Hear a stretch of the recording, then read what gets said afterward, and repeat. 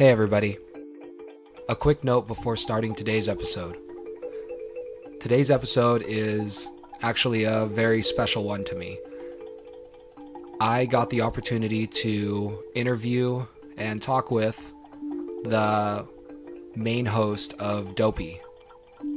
This is something that I've had my thoughts on since the very beginning of Psychotropic, and I am extremely happy to have been given the chance to do this.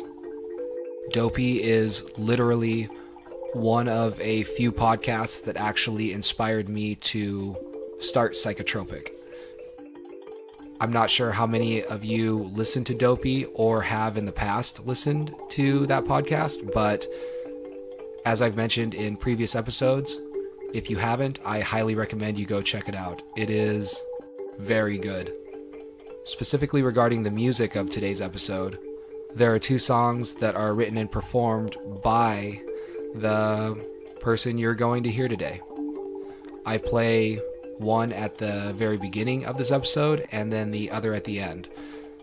I've played them both in a previous episode, specifically the Captain Shrapnel episode, but thought it appropriate to play them again, especially since the person who wrote and performed these songs is the subject of this episode.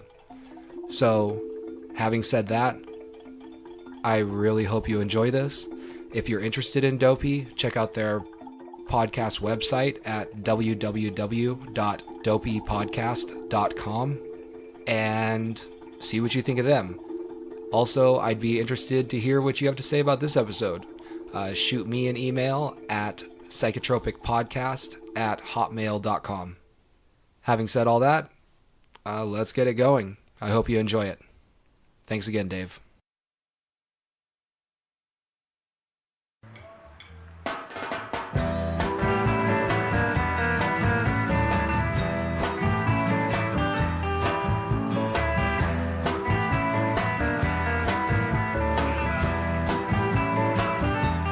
If you're willing to talk about it, I'd like to know about your relationship with heroin. And if I'm not home, I'm not walking around. Sure.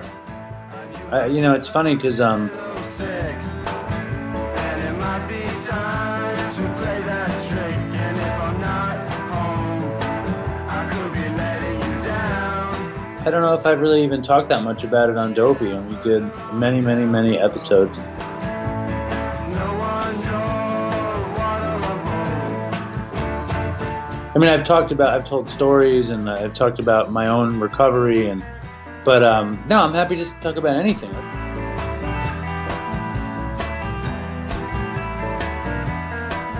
Psychotropic presents Dave. And if I'm not home, I'm not defending the ground. Yeah, giving it all I got. I'm doing my best to stay on top. I was like a straight kid, I didn't drink or do drugs, and I think when I was 15 or 16, I went to work at this camp as a waiter, and I was miserable. And at the end of the year, they all drank, and I wound up drinking like 20 screwdrivers and blacking out and fucking puking all over myself. And I was like, I didn't like that, And when I drank in high school, I didn't really drink. Like I would drink a drink and be like, I didn't like it. It made me sick. But when I discovered weed, I loved it. Like I loved weed. And What'd you love about it?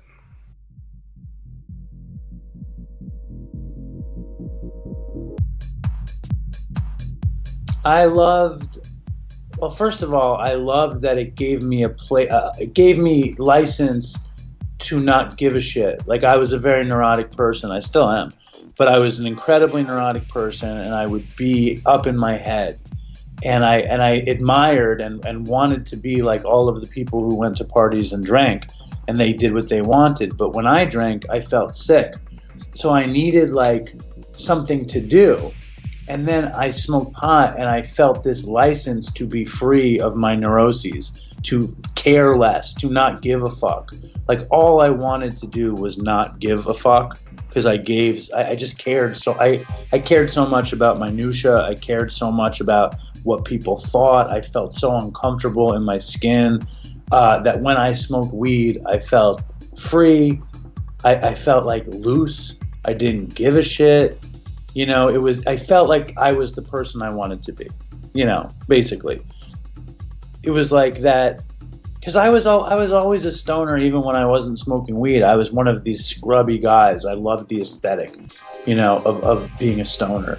And once I put the weed in me, I was like, it was the I have arrived moment.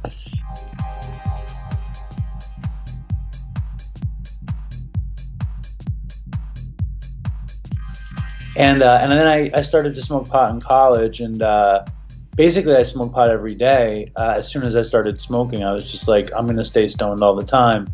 And I was already into music, and I got into kind of weed culture. I was really into reggae music. I was in a reggae band. I played in a bunch of bands, and I just liked being a stoner. I was in college. I did every drug that came across my path, you know, and which was pills and psychedelics and weed. And I never drank. I just because my body just couldn't process the alcohol really. And then I got kicked out of my school, or I got suspended from my school, and I transferred to this art school. And when I transferred to the art school, like, the drug game really kicked up a million notches, because it was an art school. You know, everybody was a painter or a dancer or an actor or a writer or a filmmaker, or a photographer. And it was like very free and very cool and very you know, artisty. And I was like, this is amazing. I can be like these guys. And again, I was just a stoner. I learned how to shoot pictures, and I was writing, and I felt very free, and I felt like who I wanted to be. And my roommate had this friend, and his friend was this musician who played in a bunch of pretty big bands in the 90s. And he came to visit us, and he was a heroin addict.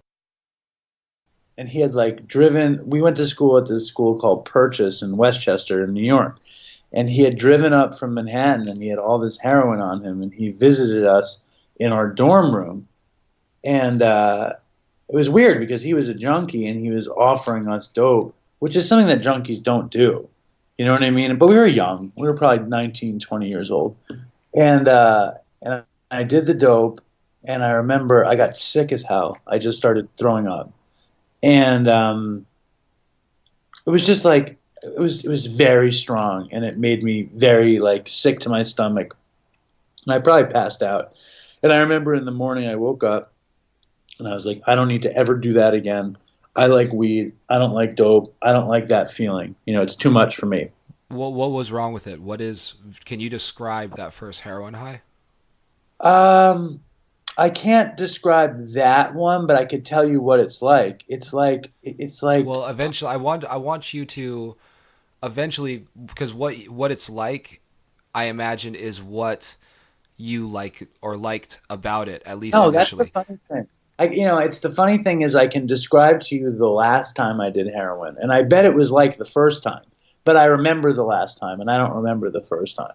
The last time I did heroin, I did 3 bags, and I hadn't done it in years, and I felt like I was getting raped by the devil. I felt like it was just way too strong. I felt like somebody put something in me that was expanding quicker than my body could handle it. And it just got me too high. It got me nauseous. It sends these waves of highness into your brain and your body. And if you're not ready for it, it's very uncomfortable. It's like smoking. It's like heroin and smoking cigarettes are 2 drugs that I had to acclimate myself to. It's funny to admit it because they're the worst 2 drugs in the world. And I literally had to train myself to be a heroin addict and to be a smoker, cigarette smoker. So the first time I did it, I just know that I got really nauseous. I spent the night throwing up. I spent the night throwing up in the toilet, and I woke up in bed with a girl that I wasn't attracted to. And then in the morning, I was like, I don't want to do that again. And I got back to my stoner ways, you know.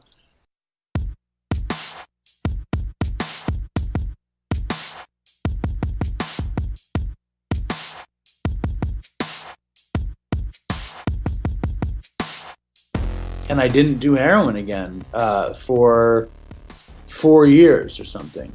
I maintained my stoner lifestyle, and I graduated college, and I had tried coke a few times, and I did ecstasy a few times, and I hadn't really done too many pills.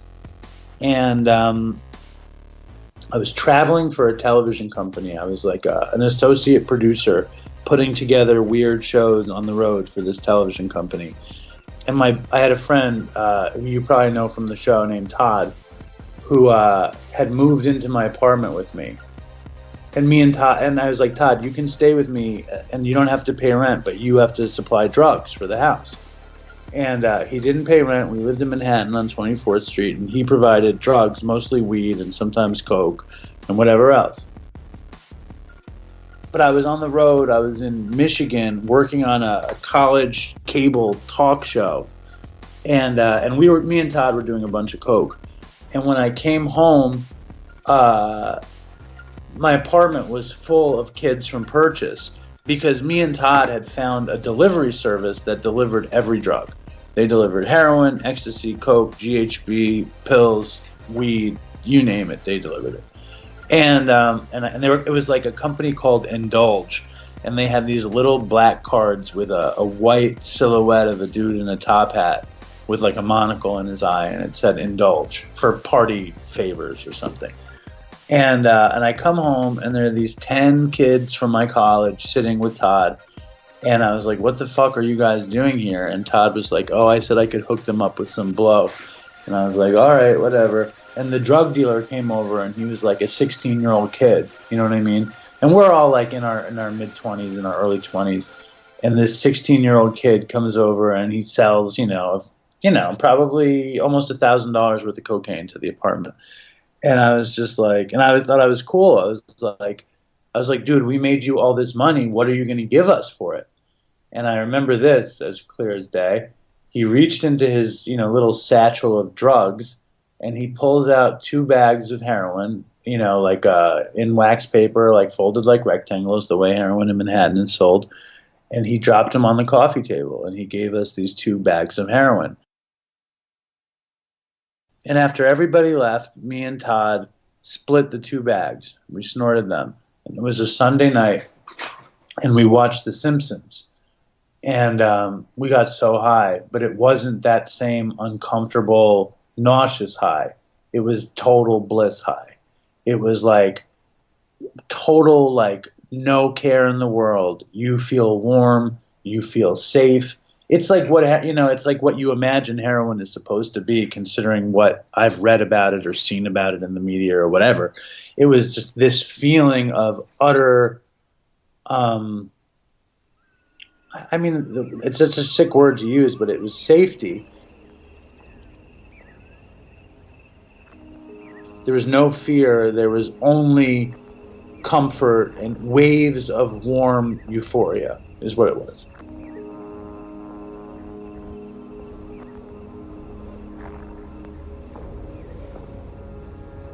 We go to bed, and or we pass out, and in the morning, it's like, that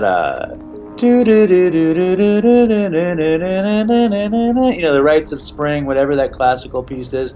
We woke up, and the world was perfect because we were still high.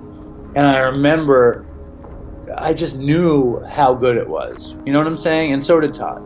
The 2 of us were just totally fucking affected, and it was like, on one hand, it was very exciting because we had found something that made us feel like we wanted to feel. It made me feel exactly how I wanted to feel. But on the other hand, I knew that I couldn't afford to do it, So at the time, I was working at a production company, and Todd was delivering weed around Manhattan. And Todd would always, like, he would be like, call him up. And we would say that to each other constantly. Call him up, call him up, call him up. You know, like excited, call him up. You know, or like we would like be fighting and they'd be like, then just call him up. You know, we would do it all the time. And it got to this place also where we wouldn't even say call him up. We would make the phone gesture with our hands, and we would raise our hands to our head and like make and kind of ring a phone to our ear with our hands to each other, like, and we thought it was funny. You know, we thought it was funny, and we were fucking with each other. And I still was very cautious to not do it 3 days in a row, not to do it 3 times a week. Like, you have all those kind of urban legends, like you can't do it 3 times in a row or you'll be hooked or whatever, you know.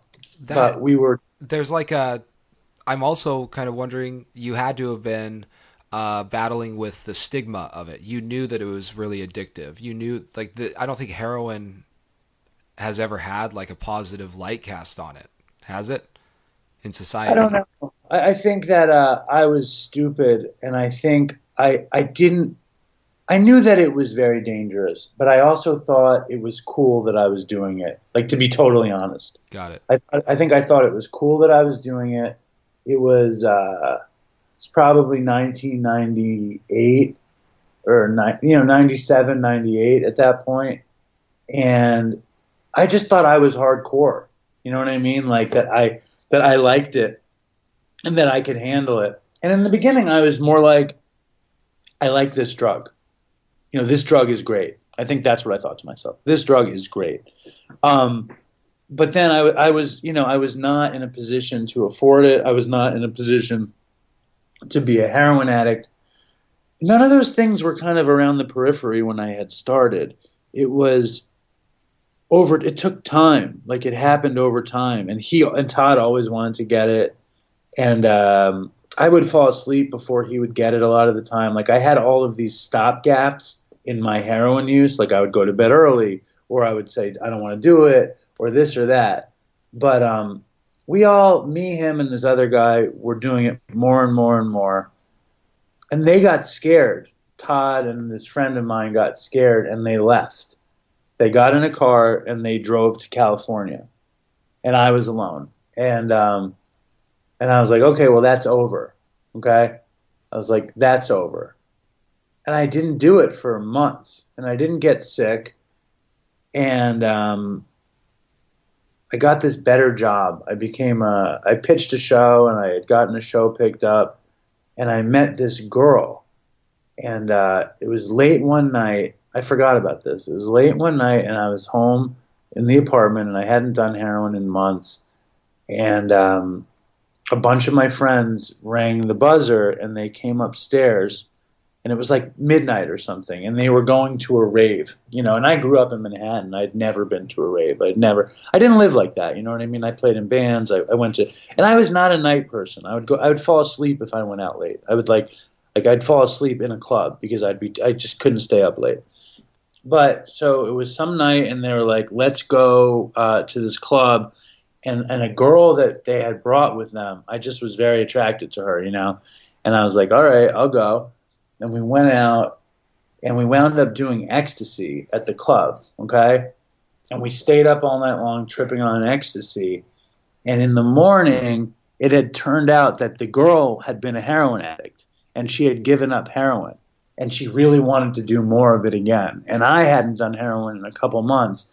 And I liked the girl, and me and the girl became a couple, and we got heroin the next day. And that was the beginning of actually having a habit. And that's when I started to do heroin every day.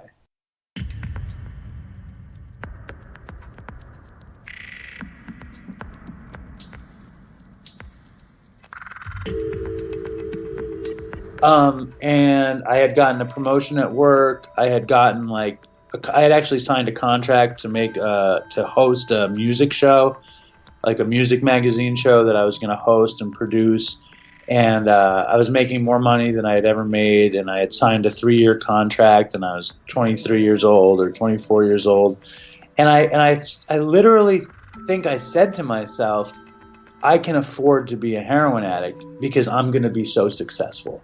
Like I was under a delusion that I was one of the guys. You know, and the funny thing is, in my mind, I was like, I like in my head, I compared myself to like Miles Davis or John Lennon or Jerry Garcia or some like monumental figure in my head. That like the funny thing is that all of those guys couldn't handle heroin. You know, heroin destroyed all of those guys. And those guys were all multimillionaires. And I was 23 and I was making like $100,000. And in my mind, that was millions, and I was a genius because I was I was delusional, you know? And that's when I really started using. And I used every day. It was then, like, I'm sure you heard the episode where I had snuck onto the Howard Stern show. Yes. Like, that was when I snuck onto the Howard Stern show, and me and this girl had stayed up all night long doing coke and heroin, and we stayed up all night, and we went to the Howard Stern show super high, and I had, like, given him this fake award. But I was in, like, this, it was like the glory days of my using. It was the first year. I was 23. I had this girlfriend who was a junkie. I was a junkie, and I didn't think there was going to be a problem. But she had a heroin problem before. I hadn't. And she was like, we have to get on methadone. I was like, what? I was like, I don't want to get on methadone. And like somehow like I don't remember. It's so long ago. We're talking about 20 years ago, basically. It's funny because I always say that I only did heroin for like 12 years, but I did it for way longer. It was 20 years ago, and well, maybe maybe 13 years I did it because I haven't done it. I've done it once in the past like 8 years. But anyway, so we had gotten on methadone. She had begged me to move into my house, and I knew that it was going to be a bad idea for her to move in. I was like, no, you can't move in. And then we broke up, and then I was like, fuck it, I'm just going to do dope. And I just did dope until I ran out of money. And I did dope until I ran out of money, and then I was at this moment. I was making this TV show, and you know, I would interview bands, and like I couldn't interview bands if I didn't have dope. Like the Flaming Lips. I was interviewing the Flaming Lips, and I couldn't do the interview without dope. So I would actually be waiting outside of the club for the dealer so I could get high in order to interview the band. And the interviews were just so bad because I was so high.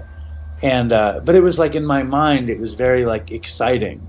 You know what I mean? It was like a movie. It was like a drug memoir. I love drug memoirs, and in my mind, it was like that. Did you recognize that the interview was bad, and you were just like, oh my gosh, but this is so amazing because I'm high and I'm trying to keep it together? Yeah, I think that like, I think I knew that the interview was bad, but I really did feel that the experience was so fascinating and such an amazing story that it didn't matter, that it trumped the bad interview in my mind at the time. You know, and I think as time went forward with it, it kind of bummed me out more and more. Because here I was, and I interviewed, you know, the first year of the show, I wasn't on heroin, and I interviewed KRS-One from Boogie Down Productions, and I interviewed Pavement, and I interviewed like a bunch of bands, and they were good interviews. And I was young, and I was innocent, and I wasn't on heroin, you know. The next year, I had much bigger bands. I had interviewed Bob Weir from the Grateful Dead. I interviewed Ween. I interviewed the Flaming Lips. I interviewed just whatever, just these people that I admired, and I just did a terrible job. You know, it was just terrible. But I really loved the surrealness of the story. Like, I felt like I was somebody because I was this heroin addict interviewing my heroes. You know what I mean? It sounds so pathetic because, like, and this is obviously the early on of the addiction. It was before I realized what was happening, and it was when it was still fresh. You know what I mean? When I was still innocent, and it was still fresh, and the drugs still worked, and I didn't know that I had another, you know, many, many years of total misery in front of me. You know, I still, like, had a nice apartment. I had a good job. And the first crossroads of the whole thing was I didn't have enough money to buy dope, and I didn't have any way to get more money, and I knew that I had a drug problem. And I had the choice of either telling my parents that I had the drug problem or telling my job that I had the drug problem. And I chose to tell neither, and I just checked into detox, a public detox in Manhattan at a hospital. And 3 days in, I realized that my parents were going to freak out that they didn't know where I was. And I called a friend of mine from work to tell work that I was sick and not to tell them that I was in detox. And I told my parents, which was stupid because if I had told work, I had a contract. The work was contractually, obligated to send me to rehab, but I didn't realize that. And instead, I got fired from the job because I was in breach of the contract. So I got fired from the job, and that's when everything went, pretty much straight to hell. I had gotten another job. The addiction got worse. I left the detox kind of not thinking I was done. But what does worse look like? What does that mean? Well, I was out of work. I had gone to detox, and I'd gotten sick. Obviously, I'd gotten dope sick, and I had to go to detox.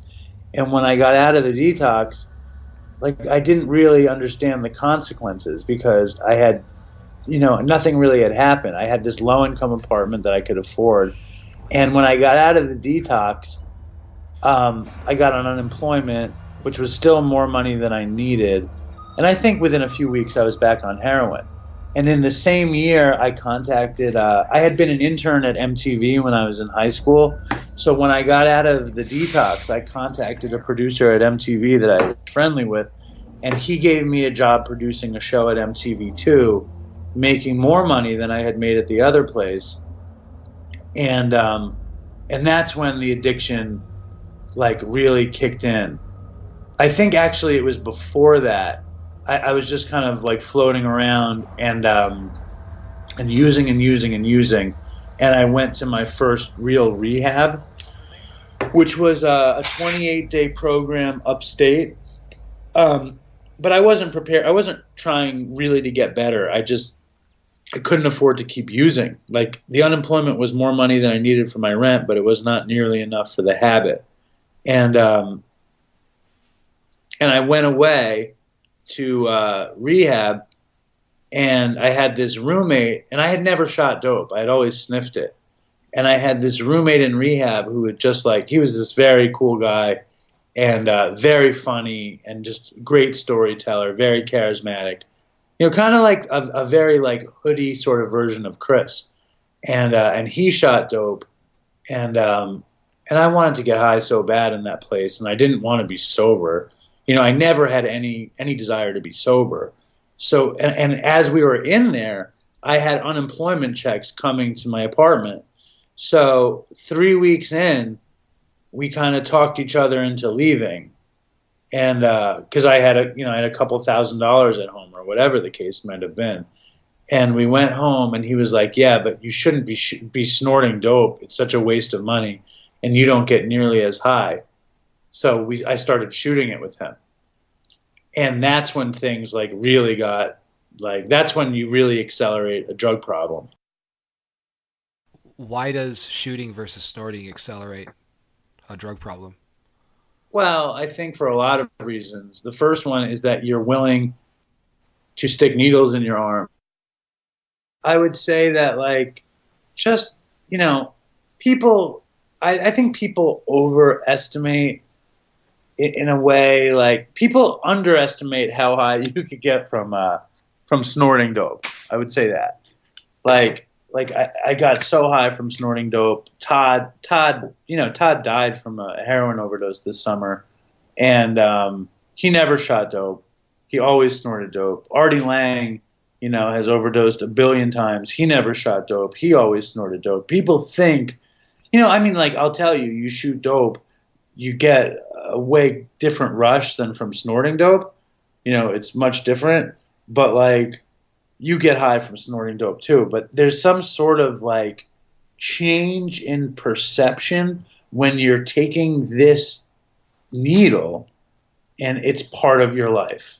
The needle, the culture of intravenous drug use is different than the culture of snorting dope. It's like a commitment. You know, you need a needle. You need it to be clean, at least clean enough to work. You need to be able to find a vein. Then you need to draw your own blood. You know, you need to take the dough. It's a ritual. You put it into a metal vessel, if it's a spoon, if it's a bottle cap, if it's a cooker, or whatever it is. You take then you take your needle and you put it in the water and you draw up a little bit of water and you put the water in and then you cook it and then you put a cotton in and you draw it up. It's a thing. You know what I mean? People call it a ritual, and I guess that's what it is. But it's a process that you become a part of, and it's like you're almost excited that you've picked up a new skill. You know what I mean? Or that you're one of the club now. You know, I don't even know. It's so pathetic, you know, but it was real. You know, I felt like I was changing. You know what I mean? Like I felt like I had always been a child, and somehow, again, I understand how pathetic this sounds. I want to preempt that. Like I'm not actually. It doesn't sound pathetic, man. Like honestly, it sounds really interesting. It's almost romantic in a way. But that's what I'm trying to say, that like I had a romance in my mind about it. Yeah. But it wasn't real. You know what I mean? The romance was like, it was a joke. You know what I mean? You think you're getting this thing and you wind up with this other thing. You think you're getting something good and you wind up ruining your life, basically. But I had been babied my whole life. I had been spoiled in some ways. And I felt like once I was buying needles and shooting dope, I was giving up that spoiled life somehow. You know, like I felt like that was like that was the psychology for me. I almost imagine you almost felt like some version of the starving artist, and how cool that is to people who aren't the starving artist. Right. It's like legitimacy. You know what I'm saying? It's like I was legitimately a heroin addict once I started shooting heroin. It was like, I don't know. Like it's so funny because it took me down so bad. You know what I mean? And it took me to so many terrible places. And it was disgusting. You know what I mean? I was not, like Chris always claimed what an amazing like intravenous drug addict he was, like how good he was at shooting dope, and you know how he didn't need to tie his arms off to find a vein and this and that. I was the opposite. Like I was terrible at shooting dope. Like I was terrible at finding a vein. I would have to hit veins like 10 times. I'd be bleeding everywhere. It was like not cool. It was not easy. I was not skillful. Like it was lame. But the thing was that when I had gotten the job at MTV2, I was already a IV drug addict. And I remember I had gotten an office on the 52nd floor of one of the Viacom buildings, and I would face Central Park South, and I had a box of needles, and I had a ton of money, so I had a ton of dope, and I would just sit there looking over the park like I was some king shit, you know what I mean? And it was a freelance job. It probably paid me like $1,500 a week or something, and I thought like I was Miles Davis again, you know. And then I wound up making the worst show ever, you know, that they had to air because they didn't have anything else to air. And after that, like, it went downhill very fast. You know what I'm saying? Like, after that, like, I couldn't hold it together, and everybody just saw what bad shape I was in. Like, I was getting sick every week. I was borrowing money from people. I was borrowing money from neighbors. I was borrowing money from friends. And when I say borrowing, I mean taking and not giving it back. I was, you know, I was stealing in the neighborhood. I was at the end of the MTV job. Okay, the thing about MTV, it was the era of CDs, and at the end of the MTV job, every desk in MTV is just, you know, 100 CDs on every desk. You know what I mean? Everybody has whatever CD they want because the record companies send out the CDs to the guys in MTV. So on my last day of the job, I had spent all my money, and I was like, I had nothing left, you know, and I knew the show wasn't very good. You know, I had actually had to, you know, Jason Schwartzman, yes, the actor. I actually had to direct Jason Schwartzman. He was hosting the show. And I directed Jason Schwartzman. I had wound up getting to the fucking shoot an hour late because it was like daylight savings time. It was absurd. I got there an hour late, high on heroin, directing Jason Schwartzman. And the show ended. And I just knew that I was fucked. So I grabbed like 5 shopping bags and I walked around the floor of the Viacom building and I stole every CD. And I filled up 5 shopping bags with the CDs. And I went down to St. Mark's Place and I sold all the CDs. And I got a couple $100 just to, for like, that was my bonus from the MTV2 show. And from there it got worse and worse and worse. And I was borrowing money and, living very badly. And I think I kept going to my parents for help and I went to an outpatient program, but I could not stop using. I just couldn't stop using. I wouldn't stop using. I couldn't and I wouldn't. And they were like, finally, they had to send me to rehab in Florida. And I went to rehab in Florida and I wound up getting like a year off of heroin. But while I was there, I decided I wanted to smoke pot. Like I wasn't ready to be clean. I didn't want to be clean.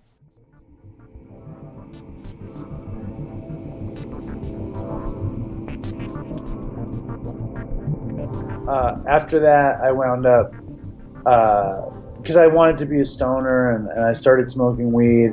And while I was in Florida, the counselor had suggested to my parents that they not pay my rent while I was in rehab in the low-income place. So they were like, all right, we won't pay your rent. So I lost the low-income place. And I had waited, to get that place, I had been on a waiting list from when I was 11 till when I was 22. So I had lost that apartment, which was like, a $300 studio in Chelsea in Manhattan is pretty much unheard of. And when they gave it away, I kind of didn't think I was ever going to be able to go back home again. So I was really upset about it. And I decided that I was going to move to Los Angeles to live with Todd and my friend Jeremy. And I moved out to Los Angeles to live with Todd and Jeremy.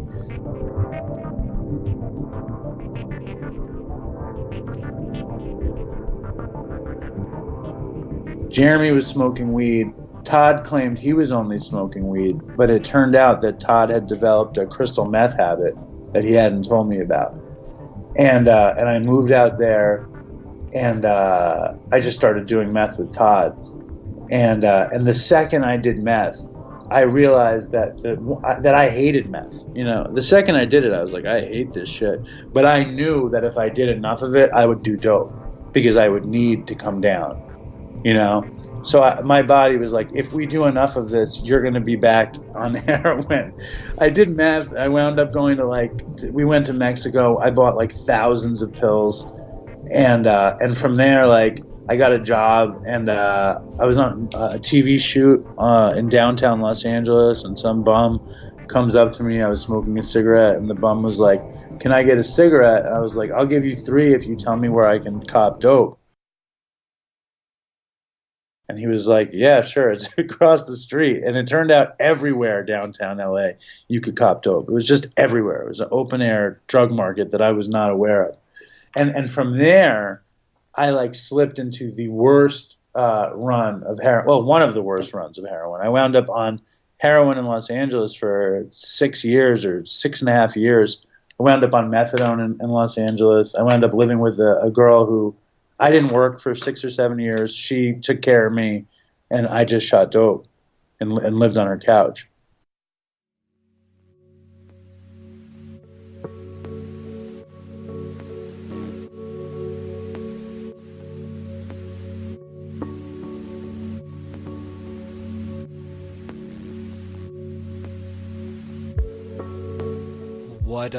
What eventually got you to be clean?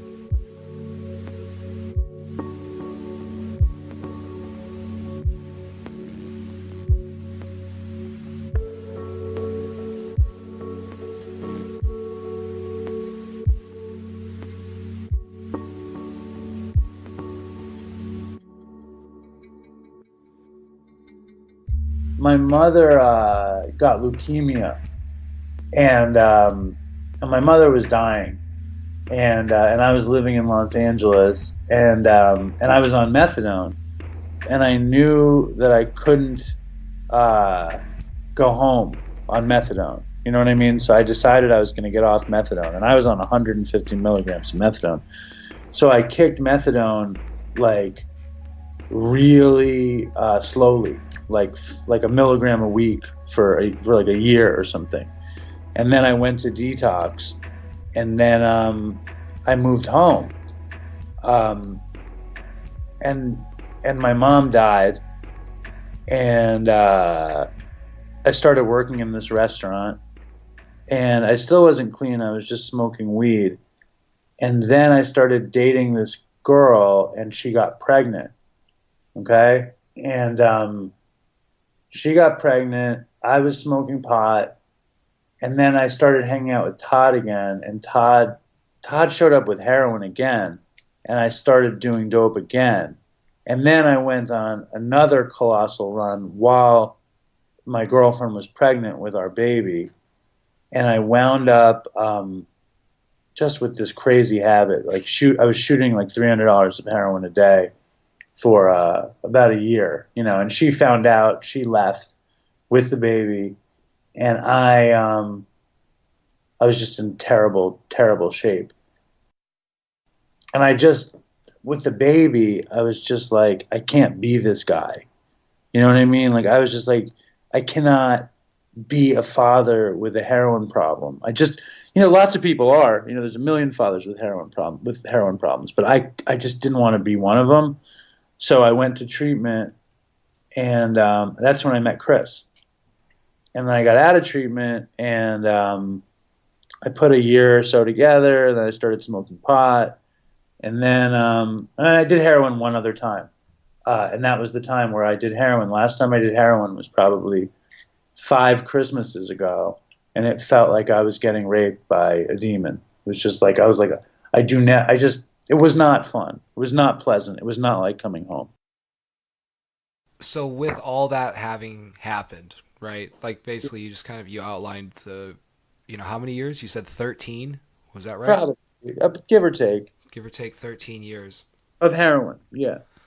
Say you could go back to you at the beginning of that 13 years, and you could give yourself some advice. But it's not advice like don't do heroin, because I don't think you back then would have listened to that.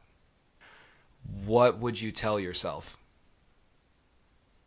I don't think there's nothing I could have told myself. You know, I mean, like, I maybe like what you would love to tell yourself is you don't know what you're doing. And really the real lesson, you know, because there's a much bigger lesson than that, which is when I finally actually got clean, when I got to, you know, 12-step groups, like you discover that through a program you can find who you actually are, your truest self, you know, the most you version of you, and you can be okay with that. You know what I mean? And like that was like the greatest thing ever. And if I could tell the young me that this path isn't going to bring me, it's going to bring me some terrible version of me, that would have been something helpful, I think, for the young me. Because I always I think I fought against my own nature with drugs. Do you know what I'm saying? Yeah. Like I used drugs because there were things about myself that made me uncomfortable. I couldn't embrace myself at that point. But if I could have told myself anything, it was, you'd be okay even without all this shit. You know what I'm saying? Like the person I've discovered in sobriety, it's just like I'm as loose as I ever was on weed, and like it's like I'm free. You know what I mean? Like I'm accountable. I can take care of my family. I can still laugh. I can have fun. I can play music. I can do what I want. Do you think that part of the reason you can play and have fun and laugh is because you showed yourself that you have the capacity to take yourself to the brink and then pull yourself out, or get pulled, like live through it? No, I think I was lucky. I think I was really lucky, and I was really fortunate. And I think that that I think I'm lucky as hell, and I'm fortunate as hell, and like I can laugh because like that's just something that I'm fortunate to be able to do. Like I don't know, like it's weird. Like Chris and Todd died, and Chris had a lot of good laughs in recovery. Todd never had any laughs in recovery. Todd hated being sober. I think that being a father, like it sounds so corny, but when I had my first kid, like when she was 3 or 4 and I was smoking weed, but like I just loved being her dad. Like I loved spending time with her. And it showed me that I was like, it just showed me that I was capable of more than I ever thought I was capable of, you know? Yeah. And I think that grew. And I think when I added real sobriety to it and I like worked the steps, like I had just freedom to be an accountable person, to be a father that provides for a family. And like, I love having a good time. You know, the point of Dopey is to be fun. You know, it's to be fun. It's not to save anybody, and it's not to tell the wildest story in the world. It was to be funny. It was to keep people company. That was the only reason we did it. You know, and to have fun and to keep each other company and to do something that was fun. You know, I don't think that I feel any kind of like that has anything to do with my durability or anything. You know, personally, I think I got lucky. I think I could have just as easily been dead or fucking deranged. I wanna take a walk around the world. I wonder would it do me any good?